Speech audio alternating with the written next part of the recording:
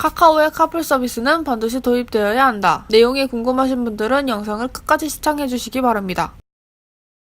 안녕하세요. 공구를 든 여자 공구녀입니다. 오늘은 계속해서 논란인 카풀에 대해서 이야기해볼까 합니다. 12월 17일부터 카카오 카풀 서비스가 정식으로 오픈합니다. 먼저 카카오 카풀에 대해서 이야기하기 전에 카풀에 대한 정의를 짚고 넘어가겠습니다. 카풀은 목적지가 동일하거나 같은 방향인 운전자들이 통행 비용의 절감을 위하여 한 대의 승용차에 동승하여 통행하는 일이라고 합니다. 쉽게 생각해서 택시 면허가 없더라도 비용 절감을 위해 동승을 할 수 있다는 이야기입니다. 카카오 카풀 서비스와 유사한 서비스가 어떤 것들이 있는지 살펴볼 텐데요. 비슷한 서비스로는 가장 먼저 생각나는 게 우버입니다. 우버는 승객과 운전기사를 스마트폰 버튼 하나로 연결하는 기술 플랫폼입니다. 오래전 먼저 도입이 되었으나 택시 업계의 반발로 무산되고 말았습니다. 이후 우버 블랙 서비스를 도입하여 렌터카 업체와 제휴를 통해서 개인 기사와 공유하는 플랫폼으로 재등장했습니다. 현재는 고급 택시 면허를 발급받아 영업용 택시 형태의 서비스로 이어져 오고 있습니다. 택시 면허가 없으면 운행을 할 수가 없다는 이야기입니다. 따라서 우버는 우리나라에서 카풀 서비스라고 하기 힘들다라고 생각하시면 됩니다. 또 다른 하나는 플러스입니다. 플러스는 여객 자동차 운수사업법에 의한 합법적인 서비스를 제공하고 있습니다. 여객 자동차 운수사업법 제81조 자가용 자동차의 유상 운송 금지, 사업용 자동차가 아닌 자동차를 유상으로 운송용으로 제공하거나 임대하여서는 아니 되며 누구든지 이를 알선하여서는 아니 된다. 플러스 서비스 시간은 다음과 같습니다. 평일 출근 시간은 오전 5시부터 오전 11시,